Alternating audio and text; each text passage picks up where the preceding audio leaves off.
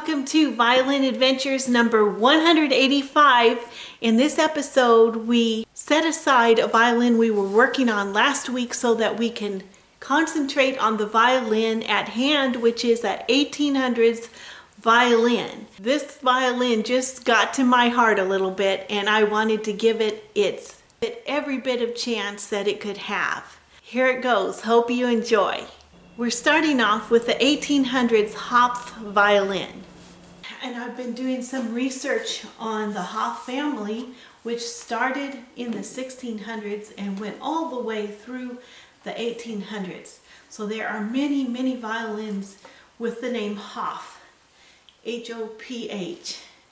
And there are so many copies that are just stamped and mass-produced by manufacturers.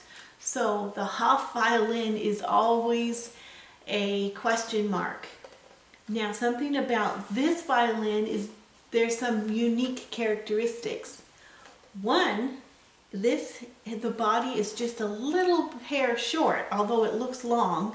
The neck is extra long, so we can balance this all out by the placement of the fingerboard, but we've got extra length here on the neck, so that can be remedied. Another thing are the sound holes. You can see that they don't match. We've got one looking like this and one looking like this. So we're going to go ahead and open up this violin. I think it's got some good potential. So let's see what we find on the inside. Okay, here we go. I love opening up these old violins because you never know what you're going to find. So there it is. This is a very thick plate. And look at that little tiny bass bar. I suppose it could do a little bit of good, but the plate is so thick. Here we go. This is 5.5, 7. Can you see how thick these sound holes are? So he kind of just carved them by hand with a knife. You can see that. But as you can see, there's no corner blocks. And I think we should do that. And then look how tiny this little block is. Now, from experience, I've learned that these little tiny blocks don't hold up under our modern day strings. So I'm going to take out the two blocks and put in new ones, and also just put some corner blocks in. I don't usually bother with the back plate because it's usually pretty close and it's not as important as the top. But on this violin, as an extra bonus, I am going to do a little bit of work on the back because it is a straight flat back with no graduation at all. We want to give this violin the best opportunity that it can ever get. And at this stage in the game, let's just do everything we can to make it sound good. So I'm going to take the back off. I'm taking out this little tiny block. Okay, I've been working on this back. The back was a complete flat back with no graduations in it. And actually it had no tone and it sounded like a piece of cardboard. But I have gotten the graduations down to where they should be and the tone is coming out. It is a very noisy back. Now the backs aren't as important as the tops, but I felt that for some reason I really wanted to give this violin a chance. So right now I'm finishing up the inside by scraping it.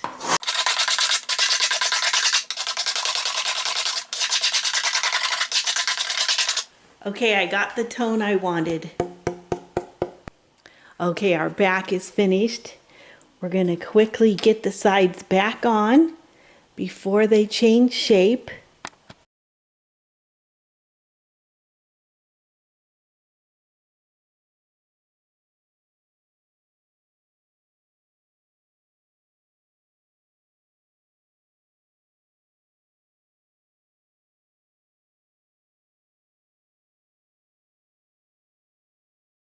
Okay, we've got the sides on.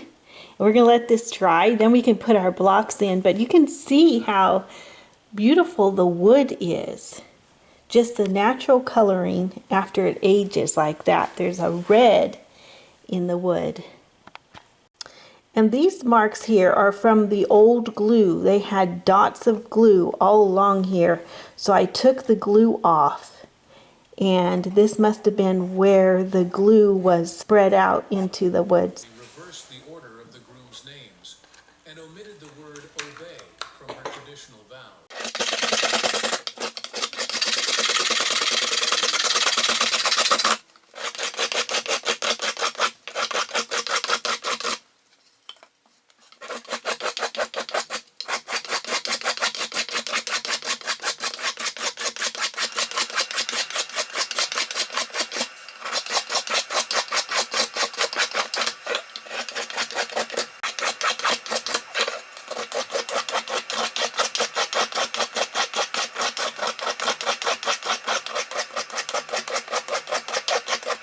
Just across the street, they're building a huge sports park. And so it seems like around here, if you're going to do any building, there has to be a lot of dynamite going on because there's so much rock layers beneath the surface. So every day, usually at 4:30, they will dynamite. But lately, they are starting a little earlier. So I ran outside to see if I could catch it. And they're up there, and it seems like they will stop the traffic, and then they will dynamite.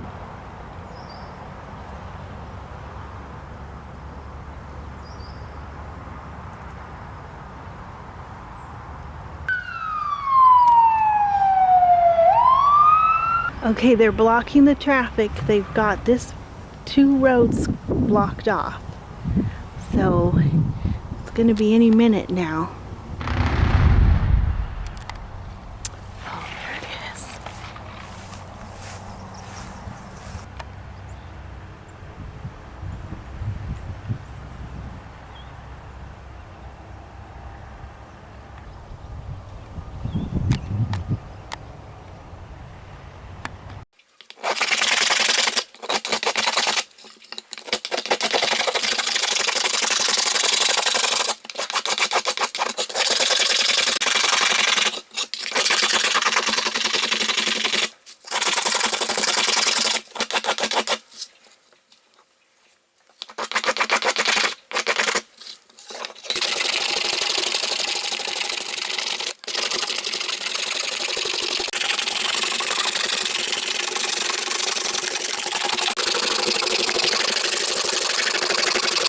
We got a nice pile of wood chips, and I'm really happy with this tone. Listen to it.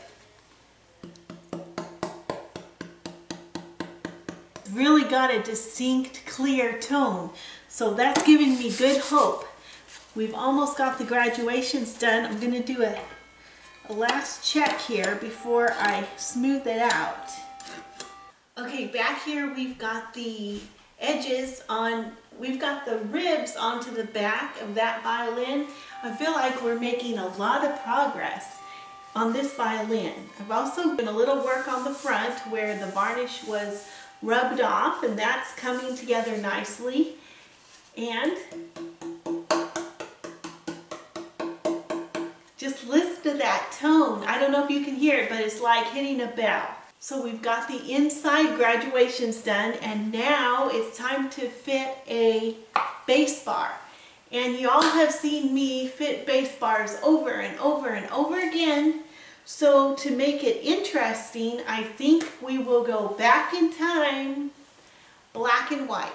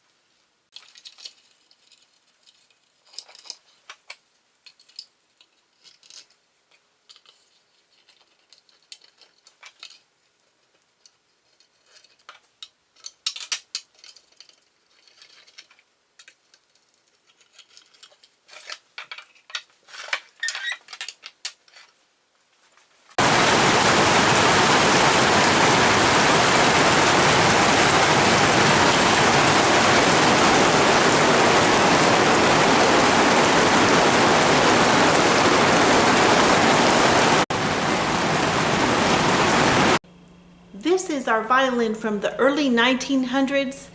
We're finishing it up so we can set it aside.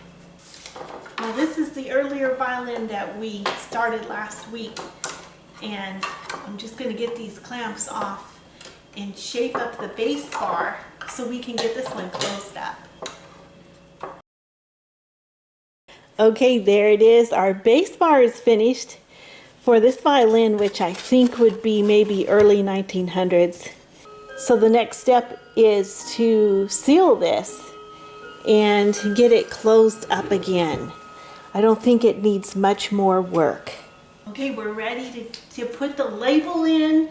This is where we took out the Stradivari label, and we're going to put in an honest label. This is restored by Cheryl Macomber. And we're going to put that right where the Strad label was. Okay, there it is. There's our label. Next we will get the top on.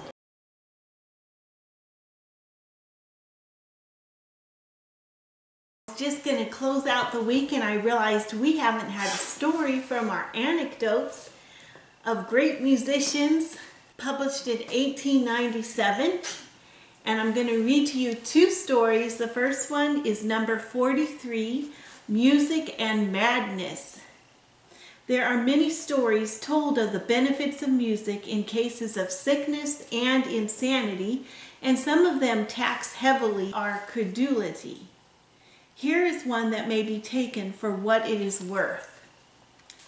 A friend of Madame Camporese, when that lady was once singing in Milan, told her there was a man in the hospital that was a musical fanatic and had gone mad from the failure of one of his operas. Hearing of her arrival, he demanded to see her, and this being denied, he became so furious that they had to fasten him to his bed. When this was told her, although she was preparing for an evening party, she at once gave that up and went to the hospital. In an adjoining room to the maniac, she sang a melody of Haydn's. He soon became quiet and finally burst into tears. She then went to his bedside and sang again. After she had finished the song, the now quieted man pulled from underneath his pillow a melody that he had composed and asked her to sing it for him. She did so, and at his request repeated it. When she left the building, the poor musician was gentle and docile, all produced by the kindness of heart of the good Camporese. Okay, that was a good story. Now here's a mischievous story. This is number 21, The Youthful Beethoven's Trick on a Singer. Another incident of the necessity of a good understanding with the accompanist is found in the life of Beethoven. He, as a mere boy, held the responsible position of organist in the Electoral Chapel at Bonn. In the choir was a smart singer who declared he could sing anything, and no accompanist could disconcert him. Beethoven made a wager with him that he could succeed in putting him out. So, in a service in Holy Week, by an adroit modulation in his accompaniment of this coxcomb, the latter was landed in a key where all he could do was to break down. The singer at once complained to the elector, who heard the case and reprimanded them both. But we can hardly blame Beethoven. For a boy of 15, Beethoven's age at that time could hardly withstand the temptation to try his skill under such provocation. Well, we don't want to end on that story, so let's do one more short one. And this is number 36, An Army, a Cow, and a Prima Donna. It is not often that an army does the bidding of a prima donna, but a story comes to us from the siege of Hamburg many years ago which intimates as much. It is said that during the bombardment of this city, the opera continued as usual, and the beleaguered officers and soldiers took great pleasure in hearing Madame Fodder, the prima donna of the occasion. Now, all great singers have some favorite stimulant, from beer down to beefsteak, without which they think they cannot make a success of their singing. Madam Fodder's favorite beverage happened to be fresh milk, a very harmless drink, to be sure, but one not so easily obtainable when a town is in a state of siege and the last cow has been slaughtered for food. Learning that their favorite was thus deprived of her customary beverage, the officers determined at all hazards to supply the deficiency, and the soldiers made a gallant sortie from out the city walls, and capturing not the enemy but a cow, returned in triumph. The cow was escorted by the officers to the theater and publicly presented to the fair songstress. It was then installed in a property room on the stage, and from that time on, Madam Fodder could regale herself at will with the lacteal extract. Okay, until next time, we will leave off these stories and we'll take them up again next week. Well, here it is near the end of the week and you can hear the birds singing. Let's go check on the beavers. Busy, eager beavers, but we have help coming. So right in there, if you look in those bushes, and then it goes straight up to the top of the little cliff there. That is where the beavers are sliding down. Hebrew Minute. Va'ani b'Hashem e'eloza agila b'Elohei ishi. And I will rejoice in the Lord, or Hashem. I will joy in the God of my salvation. If you know where this is found, please leave it in the comments below. This one is tricky. It's in a minor prophet. Freddie wants to chat. Hi, I'm Freddie, and this week I have some little tiny friends, so I wanted to show them to you. Here they are. It looks like there are 2 swarms came into our empty hives.